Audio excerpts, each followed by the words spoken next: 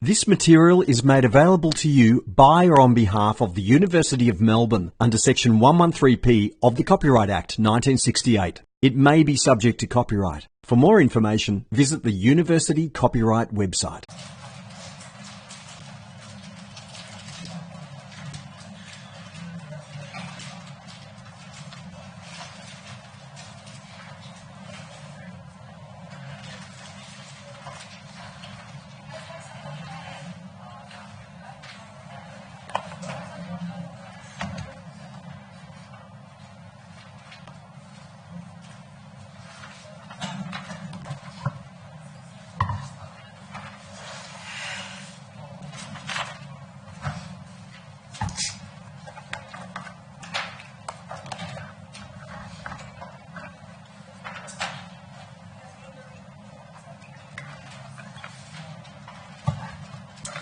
Okay, so today we are going to do the second part of the biological testing.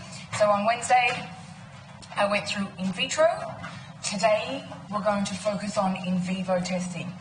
So, like always, I have taken some from the textbook. So for more information about it, you can read through there. And then also a lot of the stuff for this one, I've taken from the standards. And really the stuff that I have taken is the bit that you need to know. Like on Wednesdays, I don't expect you to go and read the standards because a lot of the standards is just a lot of wording, but this is the stuff that I think is relevant to testing biomaterials. So here is a list of all of the different in vivo biocompatibility studies that may be something that is required to be carried out to test your material or material that is part of device. So whether it's sensitization, irritation, intracutaneous reactivity, different types of toxicity, genotoxicity, implantation, hemocompatibility, more toxicity, there's a lot of toxicity, carcinogenicity, reproductive and development toxicity, biodegradation, and immune response. So like with some of the other, or what I said on Wednesday, whether or not you need to do it is going to depend on what your device is. And as the standards say, it is, you need to decide and you need to justify what is done. So I'll go through some of these in a little bit more detail, not all of them. But first I've listed here what they are suggested models to use for different types of devices. It's one of those things where just because it's suggested doesn't mean that you should use it, but usually it kind of implies that it's probably a better model. So for those of you who came on Tuesday's lecture and heard about the LVAD, the blood pump, so what was the animal that got tested in? Sheep. So here, ventricular assist devices. It's recommended that it's a calf. You could calf, sheep, there's obviously differences. But with all of them, I guess, what was one of Bob's take-home messages with testing, the test that they did for the LVATs in sheep?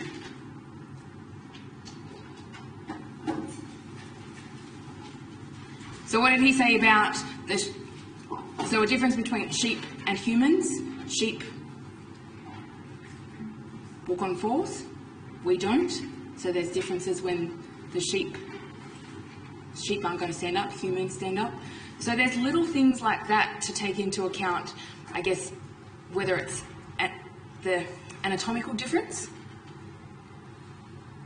between humans and animals. There's a whole range of different things for why it may work in an animal, but then not in a human. But you're going to have to do, or usually, some sort of animal study before you can show that you can take it to a human. Which is why you need to do, or why it's recommended you do the in vitro studies before you take it to in vivo studies, before you then take it to human studies. So for heart valves, for vascular grafts, can you see a lot of the cardiovascular ones? They're what I would class as a bigger animal. They're not in mice, they're not in rats. So rabbits are the smallest ones on there, and that's for stents. So all of the other cardiovascular devices, you're testing in bigger animals. They're going to have similar or more comparable size hearts to humans, so then you might get a similar blood flow.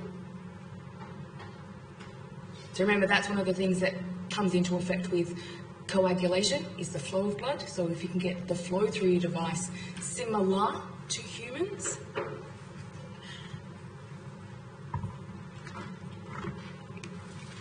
So then some examples for orthopedics. Whether or not different types of animals. I used to work at a university where they did a lot of orthopedics. I haven't actually talked to Peter about what animals, or if he develops devices and they go into animal trials, but when I was working up in Sydney, they did a lot of orthopedics, so they did a lot of sheep work. It's all the same thing if you're testing out a hip. Sheep walk on fours, humans don't, so they might be different mechanical stresses or strains or mechanical loads that are different, but you may be able to approximate to a degree, but it's going to be more similar in a sheep as it is going to be if you were to implant it into a small animal.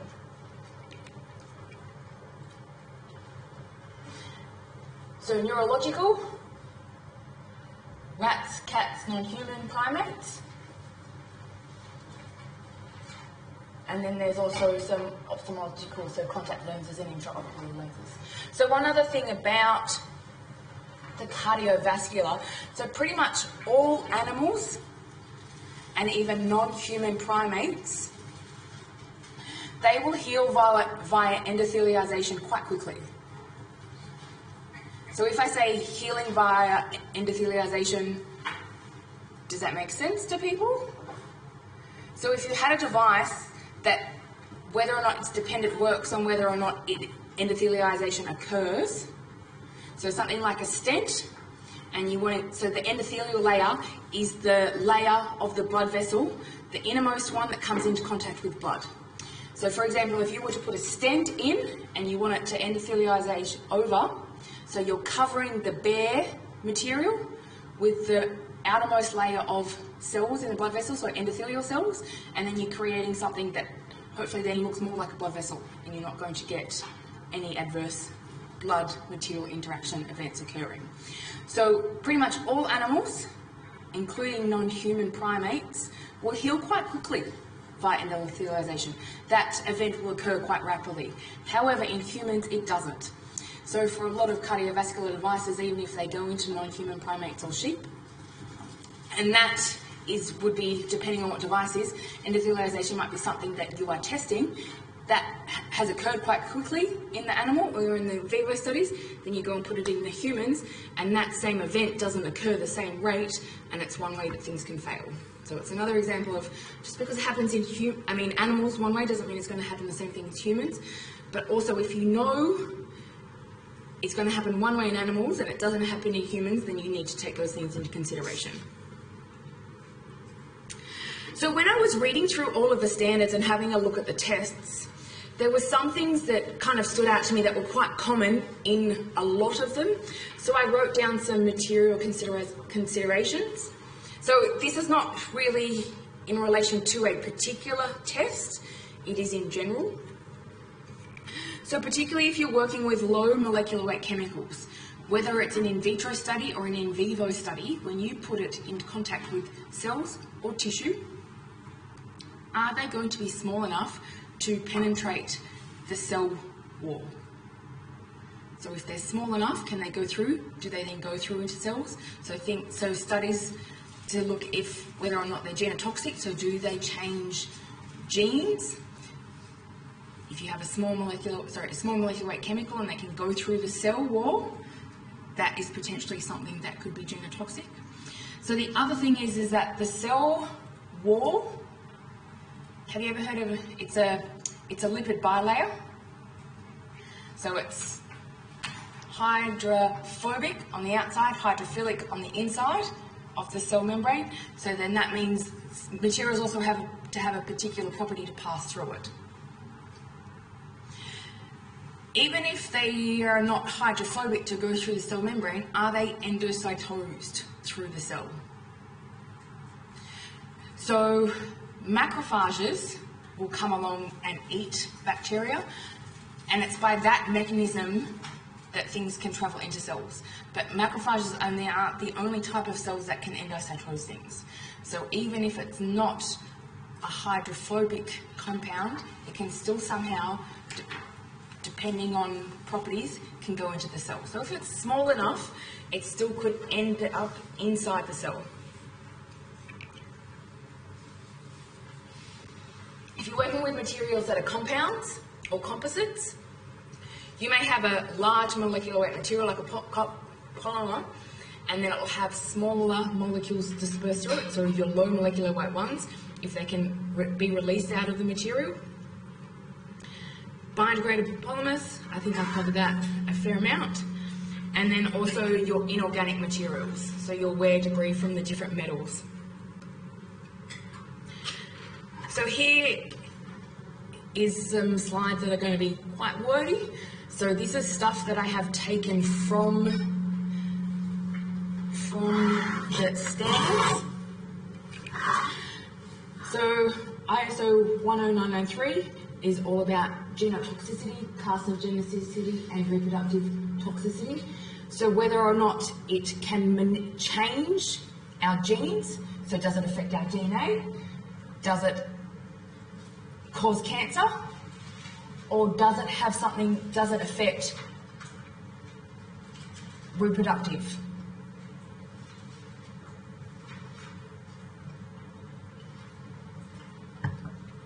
So while there's a whole range of tests that they say that you can do it to test it, a lot of them will always, or you'll need to take into consideration, particularly because I mentioned these in the in vitro, but now with regards to in vivo, you're doing them in the animal models. And a lot of these are more long-term studies, which is why they needed to be done in animals as compared to in vitro and in cell culture. You can't do long-term in vitro studies very well. You can do long-term animal studies. So things to take into consideration regarding materials is how you prep them. So again, is it extracts? Is it the actual material that the tissue is coming in contact with? The dose. So if you're doing extracts, how concentrated is the thing you're testing in there?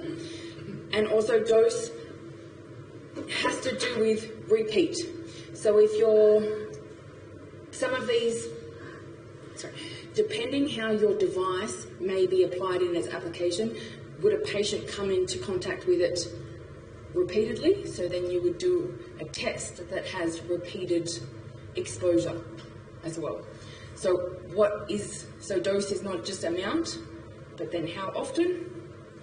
The route of application, so how would the device be used? So how would the material come into contact with the patient?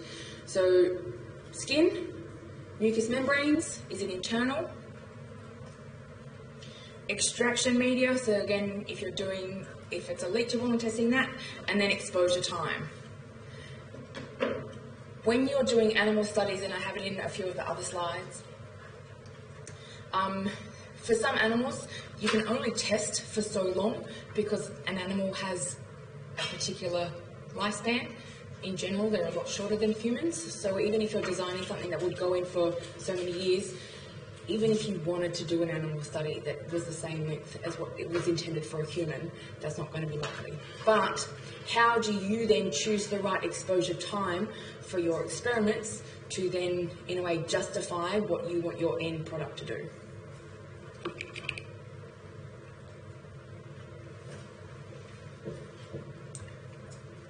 So systemic toxicity.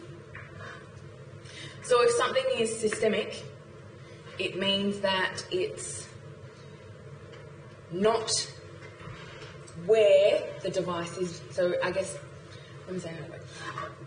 You're looking at a pacemaker. You want to make sure that the material in your pacemaker doesn't have any systemic toxicity. where would you be looking for evidence of toxicity? Around where the implant or the pacemaker is, or in another region of the body?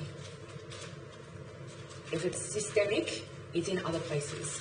So this is where you're implanting something and you're seeing if what you've implanted affects any other part of the body.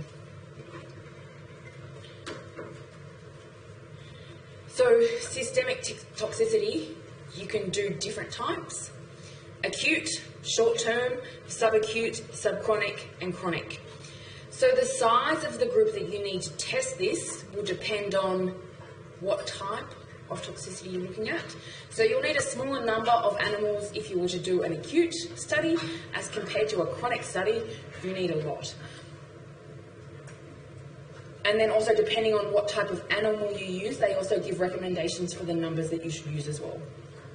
So how do you evaluate systemic toxicity? Depending on what type of animal it is, sometimes you take the whole animal, you remove all of their organs, and then you analyse them. You would do a whole lot of hematological, so a whole lot of blood studies, and then clinical chemistry tests. So a lot of things to look at how the body is functioning. Is it normal? Has it changed?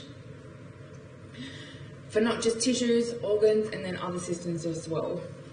So for your histopathological analysis, so that's a pathology, doing histology of it, analysis, I've listed some organs. There was a long, lengthy list of organs to have a look at.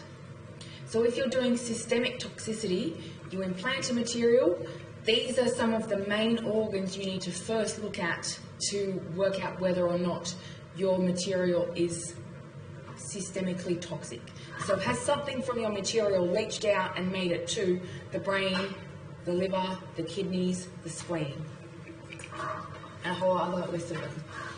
So quite often, some of the first ones, while there's a recommended list, people will have a look at spleen, sometimes lymph nodes, liver. So would there be a reason why some of these organs are chosen as the first ones to look at as compared to some of the other ones? Pardon? Blood flow through those areas. That's one reason, high blood flow. Have you guys done physiology?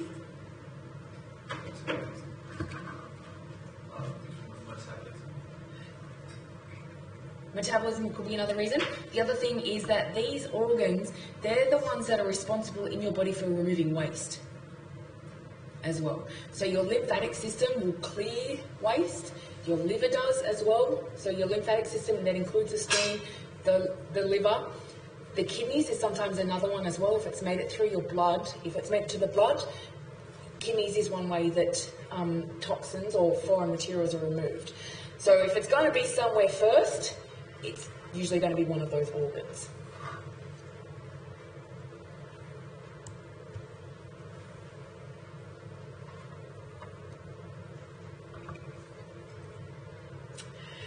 So tests for doing irritation and skin sensitization, that's really, if it comes into contact with your skin, does it cause irritation? Sensitization, I think I briefly mentioned it on Wednesday, does someone become sensitive to it? So do they build up tolerance to it? So you can do an exam where you look at the skin and grade whether or not the skin is irritated. So you're looking for erythema. Does anybody know what erythema is? Skin redness. So how red is the skin? A scar formation. So that also means necrotic tissue. Do you know what necrotic tissue is? So dead tissue. Putting this stuff in contact with your skin, does it kill it?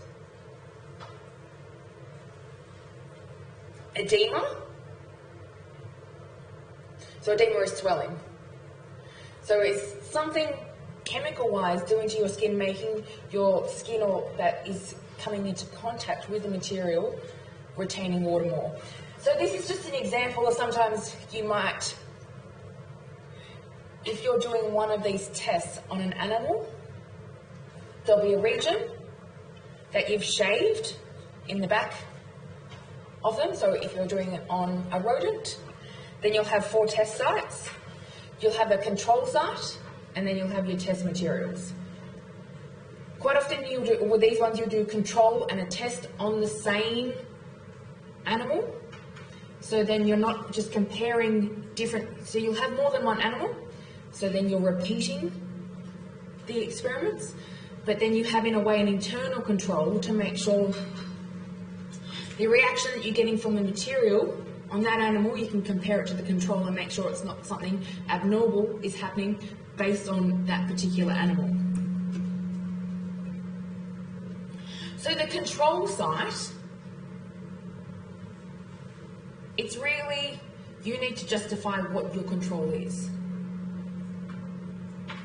So if it's an extraction, so it's a liquid that you might be putting on just to look at the surface, if you've extracted your leachable using a alcohol, the control that you might use is the alcohol that you've used to extract it, so that you can then rule out that if you're getting some sort of reaction in your test site, is it from your material that you're testing, or is it from the vehicle that it's been extracted from? So to make sure it's not from the vehicle, that is one of your controls.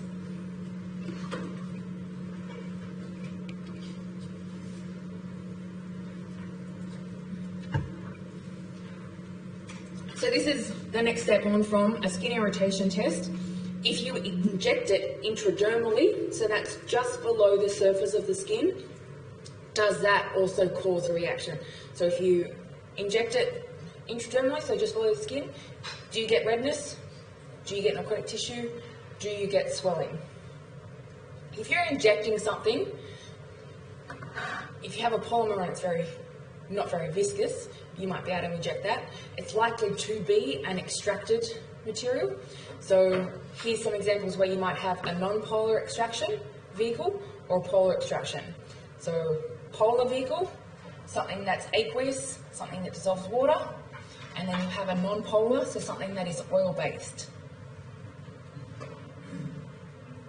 So does the material that you're testing, if it has leachables, does it come out based on whether it's a polar or a non-polar extractable vehicle?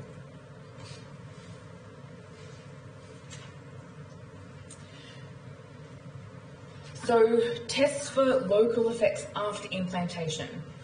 So some of the tests that I've mentioned before, systemic toxicity, you're implanting something. You're taking out the organs to have a look if it's systemically toxic.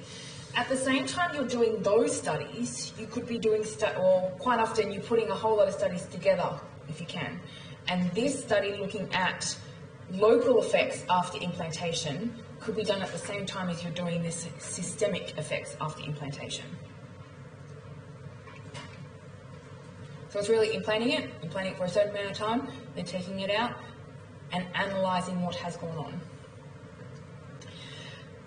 I've got here, if you're looking at a long-term implantation of materials, they actually give a recommendation of how long you can implant something into an animal and to not go further than that. So for in a mouse, you shouldn't be doing implantations for over 52 weeks, so for a year, whereas in a sheep, you can go up to 2 years having something implanted, if that's something that you want to do. Hip implant, you might want to put it into a sheep for 2 years and just see how it goes while a sheep is walking around on it. How do you evaluate long-term effects of implantation? Macroscopic analysis. Is the animal okay? That's one thing to monitor. Histopathological responses. So like with the systemic one, you're taking out organs and you're doing histology on them. You have the implant, you take it out with tissue, and then you do histology on that. You're always going to compare your material to a control. What the control is will depend on what your material is. And then for the implant retrieval, you're not going to just want to take out the bit of material or the bit of tissue that's right next to your material, you might want to take out a little bit more. And how much more that is will depend on what actually reaction you get. So if you get a really big host response, there's a lot of inflammation and you get a really big fibrous capsule, you might want to take out a fair chunk of material and then a little bit past that as well.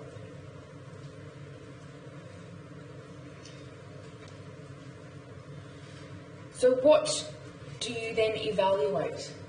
So we went through a little bit of this when I started to, well, one of the first or second lectures, and I talked about host response. Fibrous capsule. Has there been a fibrous capsule formed? The number and distribution of function as a function of distance from the material tissue interface of inflammatory cells. So that's just different types of inflammatory cells. You can stain for different types of inflammatory cells, and then you measure how close it is. If it's close to the material tissue interface, there might be a lot of inflammatory response, and all of the cells are migrating towards your material. Necrosis, is it causing death of tissue? Then there's other things you might want to look for. That's in terms of a biological response. Materials, has your material degraded? Has something worn off? Can you see presence of this in other places? I've seen histology images of implants, of metals, and then a whole lot of the cells around the implant have all these black dots in them. So you've got these little metal wear particles that the cells have taken up, and you can see them inside cells that are surrounding, not next to the implant, but a little bit of a distance. So these wear particles have somehow gone from where the implant is, through bits of tissue, and into other cells. And then depending on what your material is, have you made something that's porous or absorbable, and you actually want tissue ingrowth. So that could be something. So I have printed off, I don't know how to work this one, so I'm going to apologise, but you're going to get a handheld camera to have a look at this. So how do you then quantitatively analyse where cells are present? So you've taken, just maybe if I do this at all.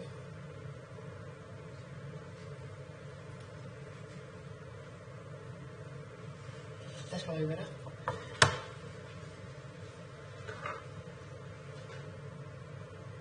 So a lot of histology is very qualitative, not quantitative.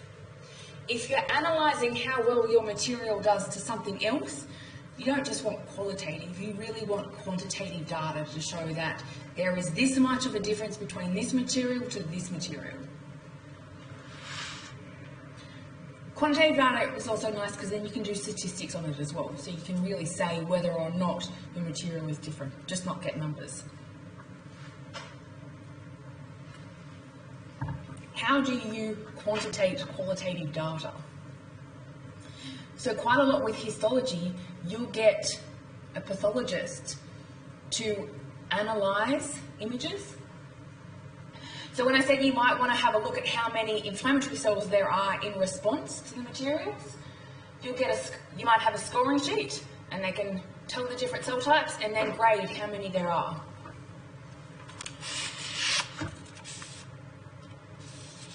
You can do the same with vascularization and fibrosis. So you might have a score sheet that looks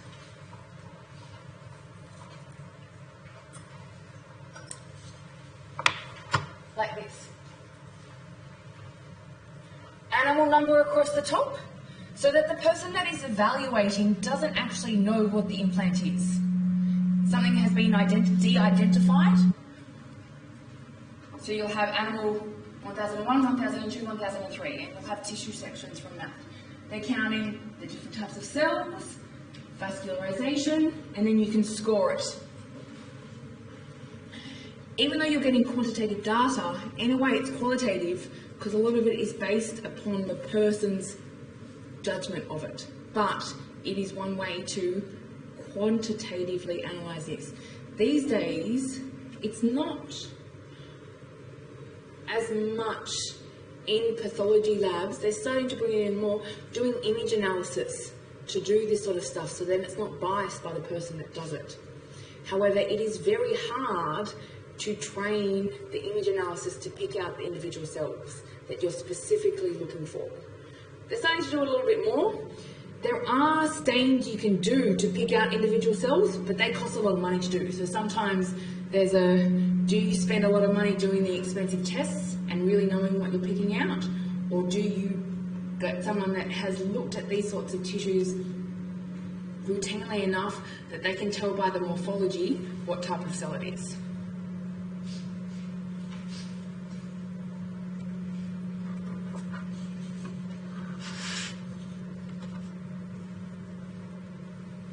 And within this standard, they also had a little bit of information about if you're implanting it into a particular type of tissue, what are then some of the guidelines you should use for the size of what you're implanting as well. And so I thought, given that a lot of the term papers had to do with orthopedics, I'll pick out the bone examples. So if you're developing a material that you want to use for a bone application, you may test it in one of the animals that I had on, I think it was slide 2. So the size of the test sample, you then obviously want it to be in a ratio that is comparable to the animal's bone. You're not going to get a great big screw that is the same size that you would use in a human and use that screw in either, maybe a sheep, depending on what but you're not going to use that same size for a rabbit. You're going to have to then scale it. So they give a guideline of what you should do. So if it's a rabbit, if you're implanting into the mid-shaft cortical bone, cylindrical implants 2 millimeters in diameter and 6 millimeters in length. That should actually be dogs, sheep and goats.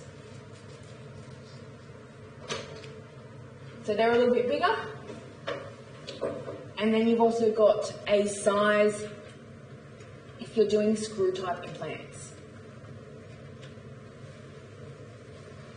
So now we move on to, does anybody remember what 90334 is for? I don't expect you to remember what all the standards are, but this has to do with blood tests.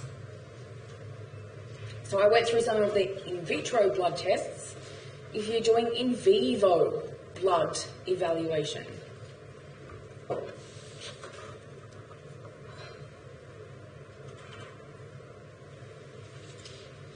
do you implant, so if you're implanting a material, if you're testing a particular device, do you implant it so it comes into contact with arterial blood or venous blood? Within the standards, and if you're more interested and you may Google what type of tests you do, they're classed as non-anticoagulation venous implant, not anticoagulation venous implant. So that's where these things refer to. So NAVI, so that's NAVI, AI,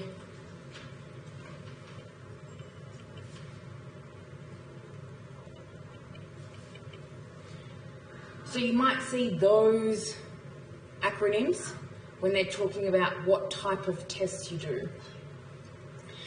So then the other thing is where do you implant it? So the main positions that are used for your NAVI and AVI, femoral implantation is this one, or jugular.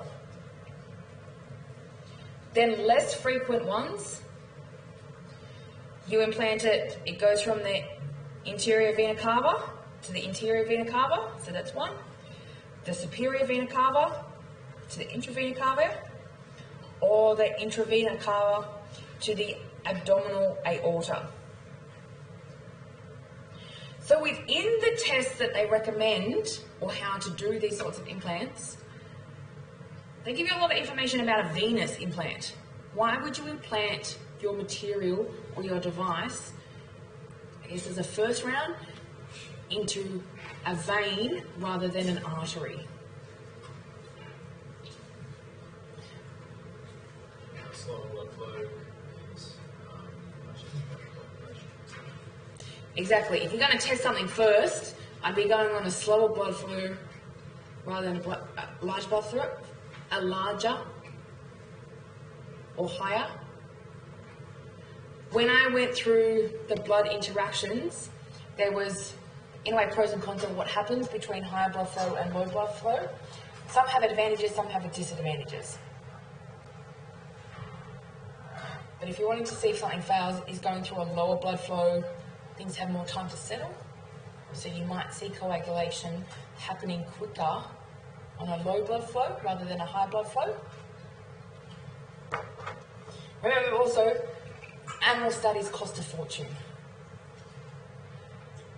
If you do it one way and then do it another way, and it could have been eliminated in the first round rather than the second round, would you do it the way it could be eliminated first before testing it, possibly, depending on what it is you're testing. It's all these things where you need to justify why you're doing what test on your materials. So another way that you can test them is using an AV shunt. So an AV shunt is arterial venous shunt. So you're connecting an artery to a vein and getting blood to flow through that, putting your material in the middle. So you've got blood coming out here in your vein. Here is your test surface, and then you've got blood going back through.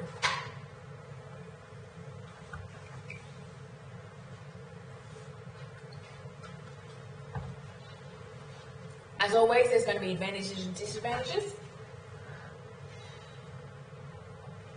Blood flow is hard to control if you don't do it in an animal model. So one of the advantages of doing it in an animal model is that you can control the blood flow. You can use native blood or anticoagulant blood, depending on how you treat the animal before the test. The animal's physiology will remove damaged blood. So if you get, I guess, if you get hemolysis, if you get coagulation to a degree, if you form a blood clot and it's big enough, the same thing that would happen in a patient is going to happen in an animal model. It could go to the lungs, it could go to the brain. But if you get some sort of waste products as a result of the material interacting with blood, it's not going to stay in the animal circulation. It will be removed, like it would be removed in our body by the kidneys, by the spleen, by the liver. So you're not getting fresh blood each time it goes around, but you're not getting the same blood each time it goes around the device. And you can do short-term and long-term. Disadvantages. It's a demanding surgery, so it's complicated. Demanding surgery, it's going to cost a lot of money. So the other thing is that if you're wanting to do long-term studies in an animal, the ethics involved is quite hard.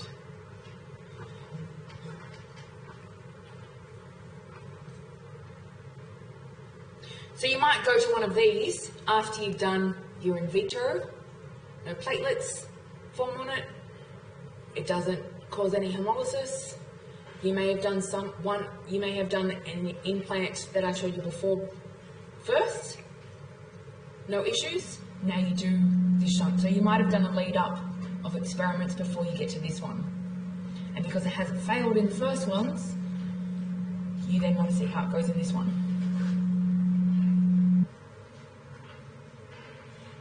So like I always try and find a paper that has done these sorts of experiments.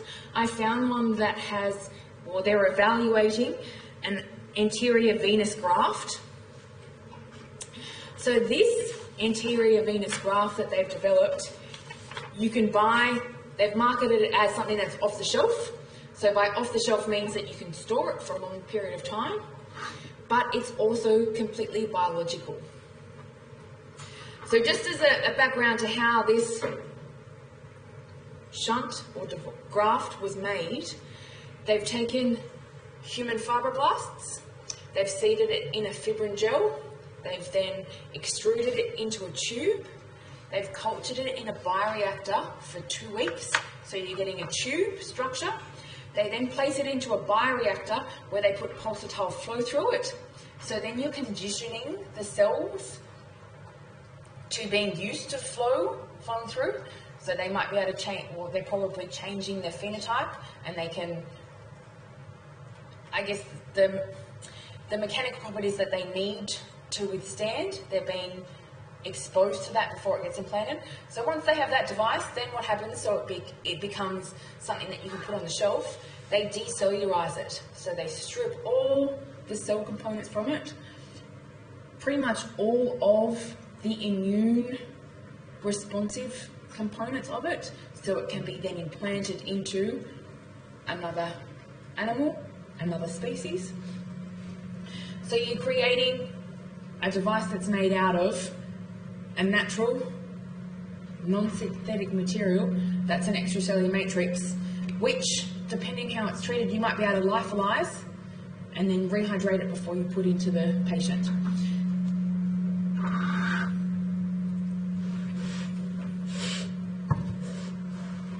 So here is the graft before it's been implanted.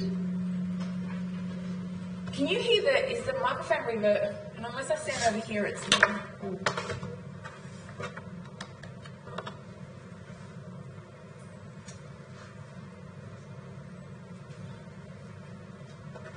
Sometimes I really don't like technology.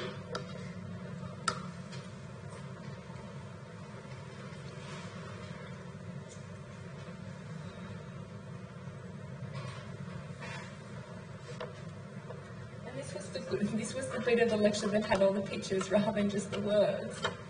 Okay, hold on.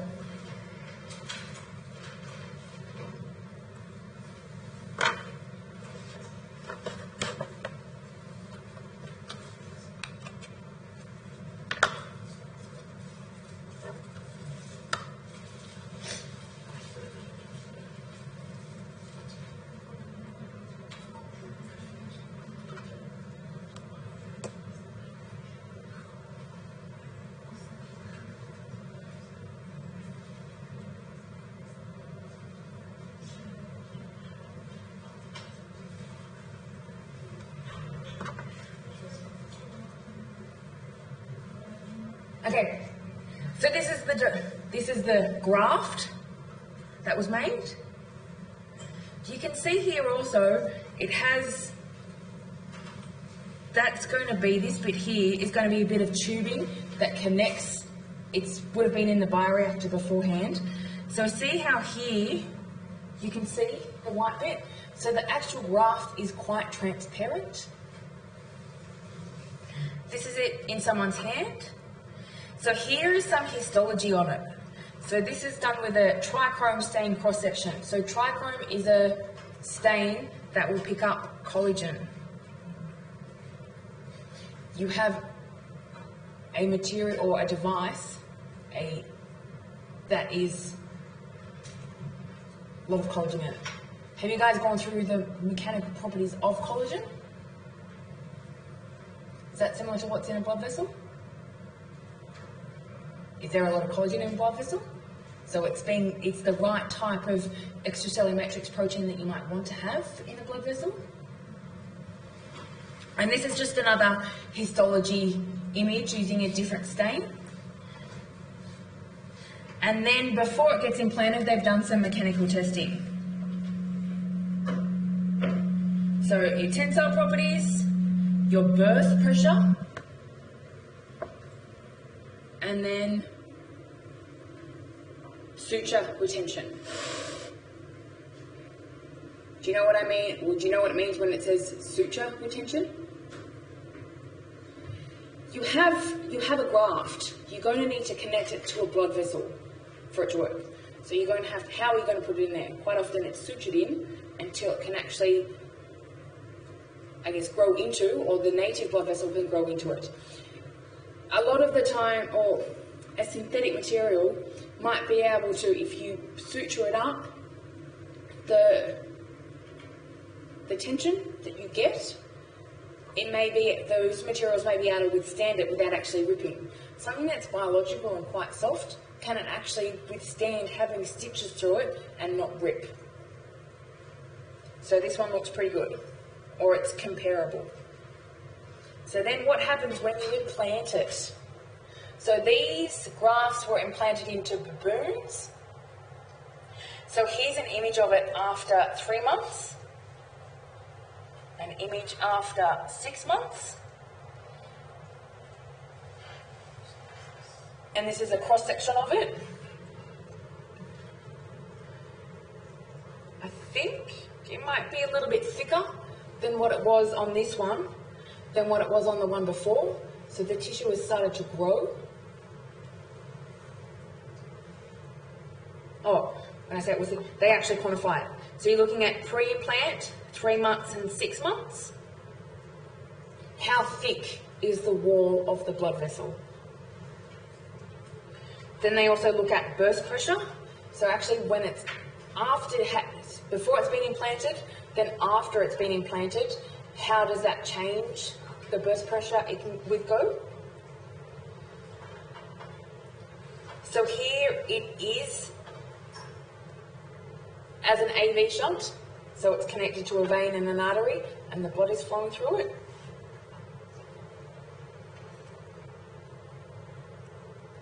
So these are results of, so while it's actually implanted into the animal,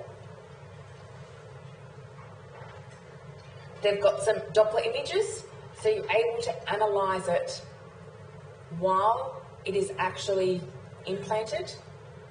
So how is the blood flowing through the graft? So with those images, it's a heat map. So where it is red, there's more. Where it is blue, there's less. So maybe there's a build-up of whether it's blood flow, depending on how it's flowing through the graft.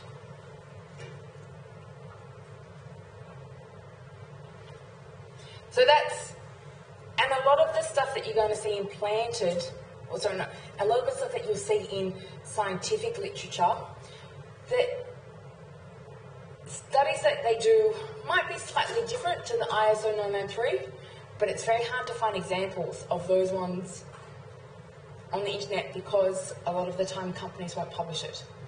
So they're examples that you'll get within the scientific literature. So I have finished early for once. You already saw what I put up next. So this is the last one where I put the memes that my colleague's class made. Just because something goes through and is certified by ISO 993 doesn't mean it will actually get through a clinical trial. And the reason why I put that one on, because if you came last night, I actually knew the answer to that one because I had seen this meme before. So with that, does anybody have any questions?